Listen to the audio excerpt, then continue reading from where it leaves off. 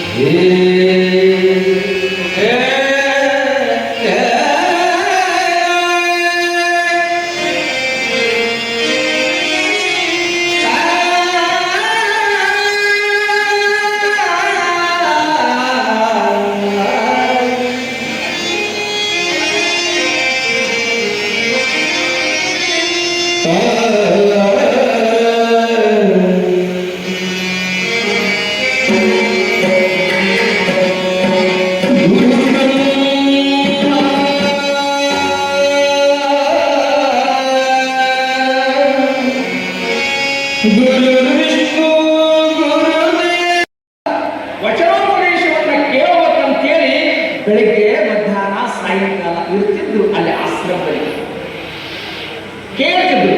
ಮಧ್ಯಾಹ್ನ ಕಾಲವಲ್ಲ, ಬೇಸಿಗೆ ಸಮಯದಲ್ಲಿ ಆ ಬೆಳಗಿನ ಪ್ರವಚನವನ್ನು ಮುಗಿಸಿ ಪ್ರಸಾದವನ್ನು ಮಾಡಿಕೊಂಡು ಗಿಡ ಗಂಟಿ ಇದ್ದಲ್ಲಿ ಒಂದಿಷ್ಟು ಹೋಗಿ ಮನಸ್ಸಿದೆ. ಇದೇ ಒಂದೇ ಕಥೆ ಹೇಳಿ ತಿಳಿಸ್ತೀನಿ. ಒಂದೇ ಕಥೆ ಹೇಳಿ ತಿಳಿಸ್ತೀರಿ.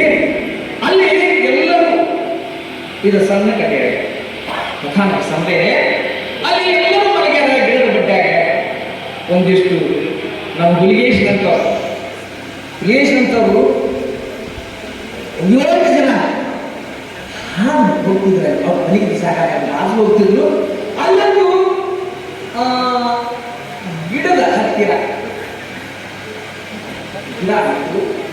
ಇವರು ಅಲ್ಲಿ ಆ ಗಿಡದ ಹತ್ತಿರ ಹೋಗಿ ಕೂಡಬೇಕು ಅನ್ನೋ ವಿಚಾರದೊಳಗೆ ಬೇಸಿಗೆಗೆ ಮೈಮಟ್ಟಿ ಒಂದು ಘಟಸರ್ಪ ಒಂದು ಮಲಗಿತ್ತಲ್ಲಿ. ಘಟಸರ್ಪ ಮಲಗಿದಾಗ ಆ ಹುಡುಗ ಸುಮ್ಮನೆ ತುಂಬಿಲ್ಲ. 7 ಜನರೊಳಗೆ ಒಬ್ಬ ಹುಡುಗ ಒಂದು ಹಳ್ಳ ತಗೊಂಡು ಆ ಘಟಸರ್ಪ ತೂಗಿದ. ನೋಡಿ, ಹಾವಿನ ರೋಷ 12 ವರ್ಷ ಅಂತೇಳಿ ಒಮ್ಮೆ ತಂದ್ರಾಗಿರ್ತಿ ಅಂತಂದ್ರೆ ಬೇಕಾದ್ರೆ ತಾನೇ ಸಾಯ್ಬೇಕು, ಆ ಯಾರು ತಂದ್ರಾಗಿರ್ತಾರ ಅವ್ರ ಸಾಯ್ಬೇಕು. ಅದು ಅಷ್ಟು ದೂರ ಬಿಡ್ಲಿಲ್ಲ. ಯಾವಾಗ ಹಳ್ಳ ತಗೊಂಡು ಆ ಹುಡುಗ ತಕ್ಷಣವೇ ಹೆಡೆಯನ್ನು ಎತ್ತಿ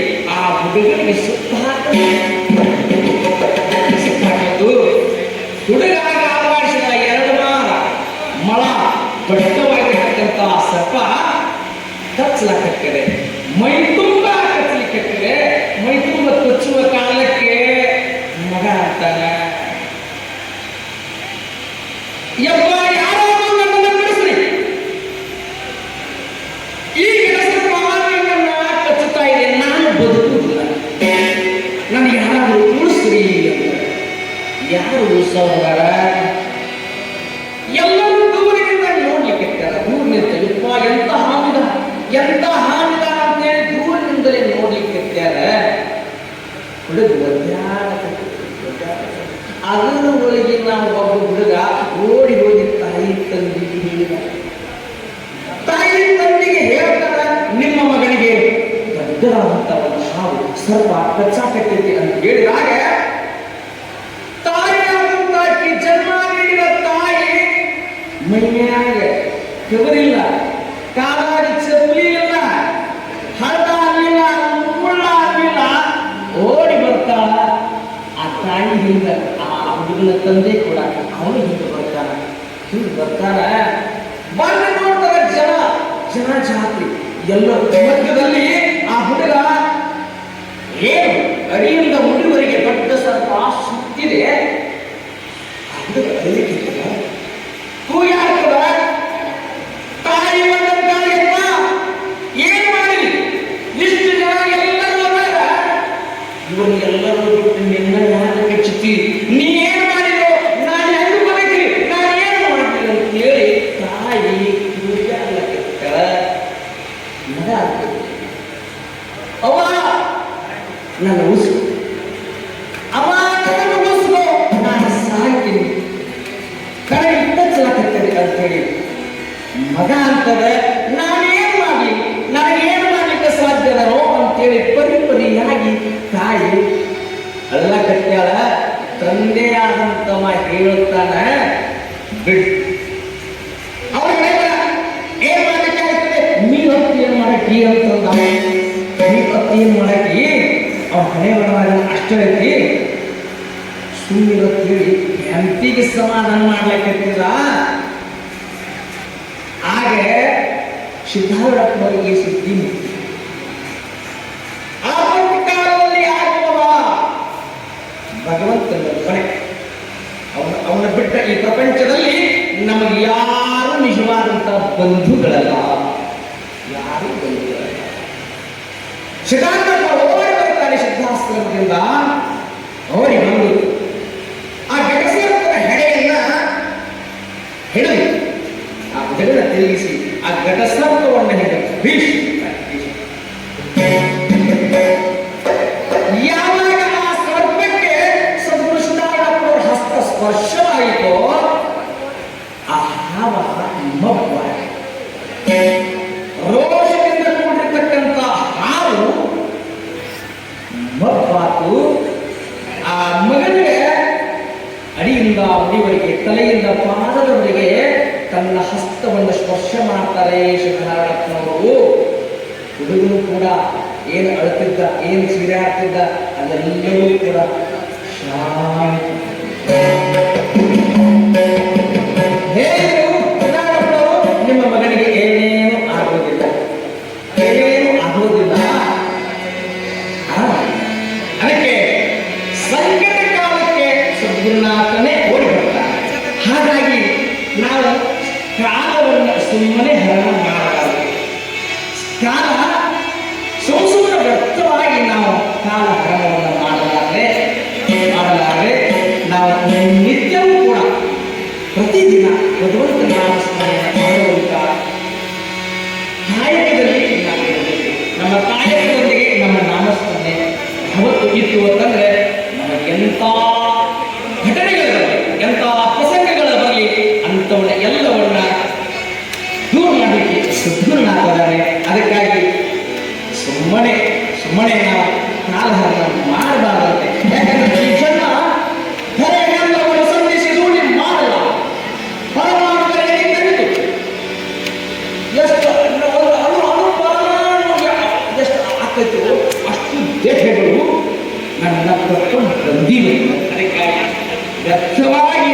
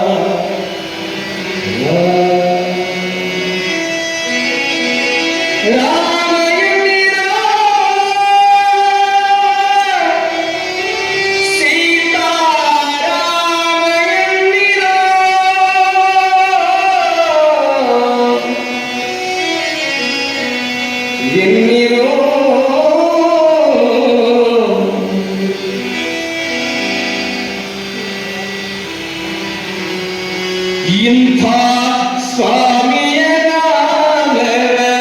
ನಾಮವರೆಯದಿರೋ ಸ್ವಾಮಿಯ ನಾಮವರೆಯದಿರೋ ರಾಮ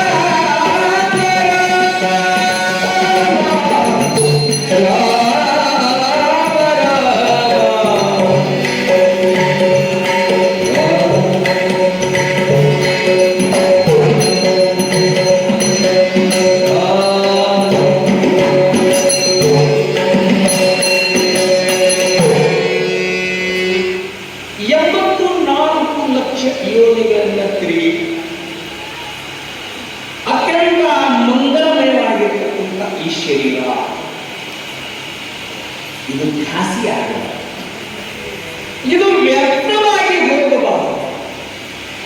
ಅಪರೂಪಕ್ಕೆ ಸಿಕ್ಕಿರತಕ್ಕಂಥ ಈ ಜನ್ಮವನ್ನ ನಾವು ಪಾವನವನ್ನು ಮಾಡಿಕೊಳ್ಳೋದು. ಭಗವಂತ ನಮಗೆ ಏನೆಲ್ಲವನ್ನ ಕೊಟ್ಟಿದ್ದಾನೆ, ಏನೆಲ್ಲವನ್ನೇ ಕೊಟ್ಟಿದ್ದಾನೆ. ಈ ಕೊಟ್ಟ ಕಾಲಕ್ಕೆ ಬಿಟ್ಟು ಹೋಗುವ ಈ ಪ್ರಪಂಚಕ್ಕೆ ನಾವೆಲ್ಲ ಕೊಟ್ಟು ಹೋಗುವುದು ಬಹಳ ಇದೆ. ಒಂದು ದಿನ ನಾವು ಬಿಟ್ಟು ಹೋಗ್ತೀವಿ. ಹೋಗುವ ಕಾಲಕ್ಕೆ ಈ ಪ್ರಪಂಚಕ್ಕೆ ನಾವು ಏನಾದರೂ ಕೊಡಬೇಕು.